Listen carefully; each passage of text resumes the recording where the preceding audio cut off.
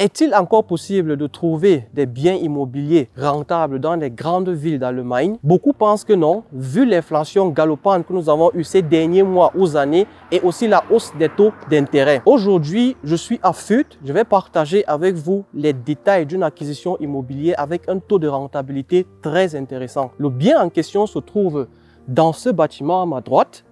Nous avons un arrêt du bus qui est là à quelques marches à pied, un bus qui mène à la gare centrale de Fürth en moins de 10 minutes et à pied, la gare centrale, c'est en moins de 15 minutes. Je vais partager avec vous les détails de cette acquisition, la rentabilité que je prévois avoir avec cette acquisition et sans toutefois tarder, suivez-moi.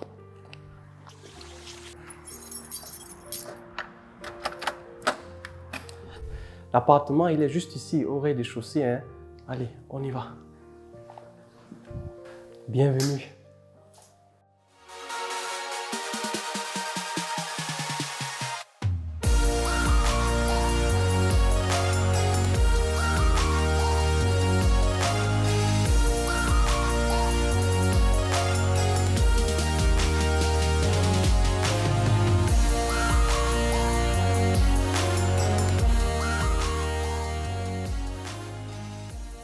Salut, bienvenue à Immogizer. Moi, c'est Larry, investisseur immobilier et fin pratiquant de la stratégie du buy and hold.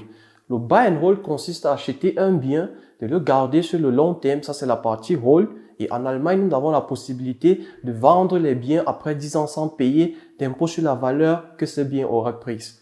Donc, je suis investi dans les zones de Nürnberg, de Fürth, Coburg et Regensburg. Je suis également coach à Immogizer et partage mes expériences dans le domaine de l'investissement immobilier avec toute personne intéressée. Donc ces expériences-là, je les transmets dans le cadre d'un programme de formation que nous avons mis sur pied. La première session a déjà débuté, donc malheureusement, il n'est plus possible de joindre cette session. Mais étant donné que la demande était très forte, nous avons mis une deuxième session sur pied. Celle-ci commencera le 16 septembre. Donc, si vous êtes intéressé par l'investissement immobilier, je vous encourage à vous enregistrer dès aujourd'hui pour cette prochaine session. Le lien d'enregistrement, vous le trouverez dans la barre de description en dessous de cette vidéo. Et n'oubliez pas aussi de vous abonner, d'activer la cloche de notification et de partager massivement autour de vous nos vidéos. Débutons donc avec la visite de cet appartement. Les détails de l'acquisition, je les partagerai avec vous après.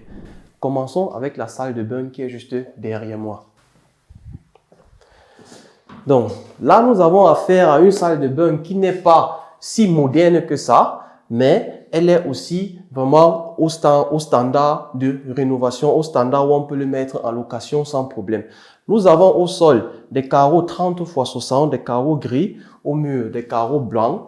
Donc ici, les travaux ont été refaits. Ça ne fait pas encore assez longtemps. Et sur le long terme, d'ici 10 ou bien 15 ans, cette salle de bain, s'il n'a vraiment pas de problème. Il faut rappeler que nous sommes ici dans une stratégie de buy and hold. Donc l'objectif ici, c'est quoi? C'est la rentabilité. Et quand on parle de rentabilité, ça veut dire qu'on veut garder vraiment les coûts le plus bas possible. Ce qu'on pourra encore faire ici, c'est par exemple cette porte qui est déjà un peu vieille, elle est déjà un peu jaunâtre là. C'est de la poncer, donc de remettre une couche de peinture là-dessus. Changer aussi le poignet, mais sinon, cette porte, elle a encore pas besoin vraiment de l'arracher parce que nous sommes ici dans le buy and hold, comme je dis. Si nous parlons du fix and flip, c'est qu'il faudrait vraiment tout refaire dans cette salle de bain. Le WC aussi, nous avons un WC qui est vraiment accroché, donc pas comme les WC d'avant qui étaient posés au sol. Donc cela dit aussi plus que bon, ça c'est une salle de bain qui a été refaite tout récemment. Donc sans toutefois tarder, nous allons passer à la prochaine pièce. Ici, nous sommes dans la deuxième pièce, ça c'est le salon. Elle a une superficie d'environ 25 mètres carrés. La particularité dans cette pièce, ce sont ces plafonds, c'est le plafond qui est assez haut. Nous avons ici un plafond de près de 3 mètres de hauteur. Donc, nous sommes ici dans un Altbau avec une année de construction de 1905.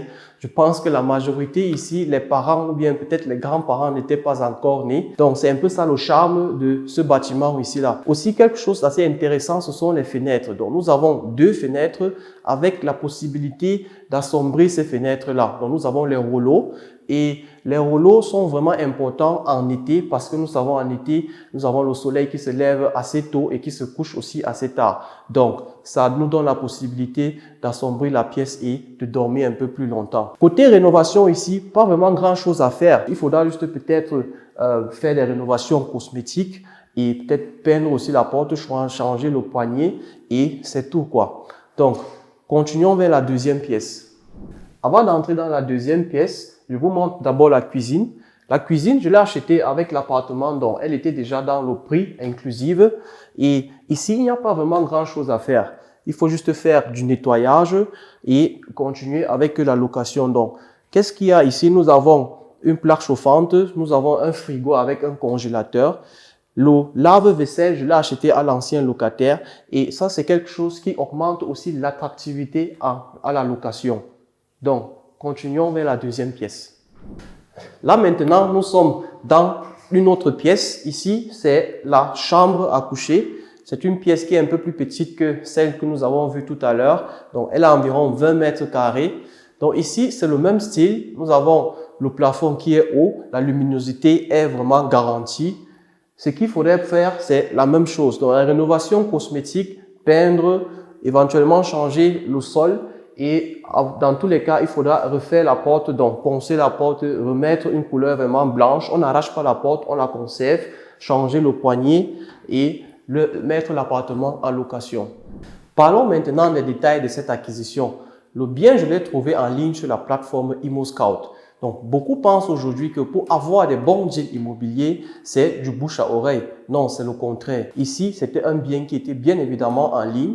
Donc, je suis entré en contact avec l'agent immobilier et nous avons fait un rendez-vous. Bon, avant le rendez-vous, je me suis préparé. J'ai préparé mon certificat d'achat. Donc, je suis entré en contact avec mon financeur. Il m'a fait un certificat d'achat et je suis parti à la visite avec. Au cours de la visite, j'ai sympathisé avec l'agent immobilier. Donc, nous avons échangé, il m'a présenté le bien et ce qui l'a captivé, c'est que j'étais préparé parce que beaucoup de personnes qui viennent visiter, on les appelle des koukas, donc les gens qui viennent juste regarder. Mais moi, je suis venu avec l'intention vraiment d'acheter ce bien. Ce qui a joué en ma faveur parce que après, il y avait la concurrence. Donc, il y avait beaucoup de personnes qui voulaient acheter ce bien et notamment une personne qui était attachée émotionnellement au vendeur. Donc, le vendeur voulait se décider pour cette personne, mais étant donné que j'avais déjà, tous mes documents étaient prêts et que j'ai très bien sympathisé en tant que personne, en tant qu'acheteur immobilier avec l'agent immobilier, il s'est donc mis pour moi, il a donc convaincu le vendeur que bon, cette personne, Larry, il est prêt, vous pouvez aller chez le notaire aussi assez rapidement que possible et c'est cela qui a donné un peu une garantie au vendeur que je suis prêt à acheter ce bien et il a une assurance que son argent va venir dans un bref délai. Ici, c'est un bien qui s'autofinance. Donc, chaque mois, et le taux de remboursement et le taux d'intérêt sont comblés par le loyer que je vais percevoir. Là, nous sommes en train de parler d'une rentabilité vraiment assez intéressante. Juste pour dire que ce n'est pas vraiment un miracle. Ce que nous venons de voir ici, c'est quelque chose que tout le monde peut le faire. C'est accessible vraiment à tout le monde. Stratégie sur le long terme, c'est quoi? C'est conserver ce bien et le vendre après 10 ans. Avec le temps, j'aurai la possibilité d'augmenter le loyer. C'est vrai, au départ, je n'ai pas un cash flow conséquent. Il est relativement zéro.